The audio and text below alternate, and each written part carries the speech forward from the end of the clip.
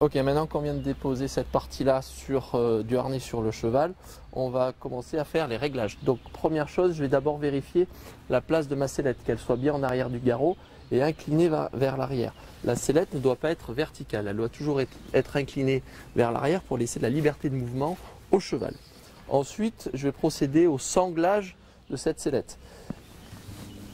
Alors pour le sanglage, on va sangler légèrement. Pourquoi on va sangler légèrement et on ne va pas sangler comme une selle de cavalier? Parce que le poids des brancards est identique aussi bien sur la droite que sur la gauche.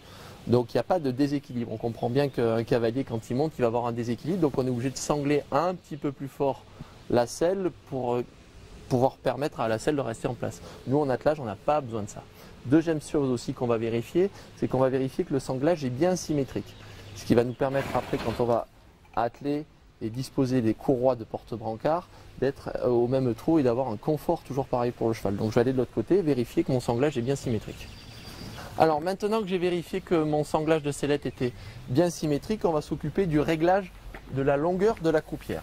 Alors la croupière, elle sert simplement à ce que la sellette en avançant ne vienne pas blesser le garrot. Donc la croupière est là pour retenir l'avancement de la sellette pour ne pas venir blesser le garrot. Alors pour savoir si ma croupière est bien réglée, il suffit avec ma main droite de venir à l'arrière comme ça de la sellette et de venir avancer la sellette vers l'avant du cheval, voilà, pour voir si ma sellette vient toucher le garrot. Et effectivement, là on s'aperçoit que la croupière, la longueur de la croupière est trop détendue et que ça risque de venir blesser le garrot du cheval, et on s'aperçoit aussi que la sellette se remet à la verticale et ne reste plus légèrement en arrière. Donc je remets ma sellette en position et je viens retendre, resserrer la longueur de ma croupière.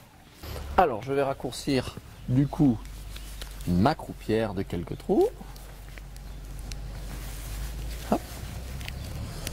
Je pense à bien reboucler dans les passants. Et ensuite donc je viens vérifier avec ma main droite comme tout à l'heure en la disposant à l'arrière de la sellette et en avançant comme ça la sellette pour voir si effectivement la sellette ne vient pas toucher le garrot et serait susceptible de blesser le cheval.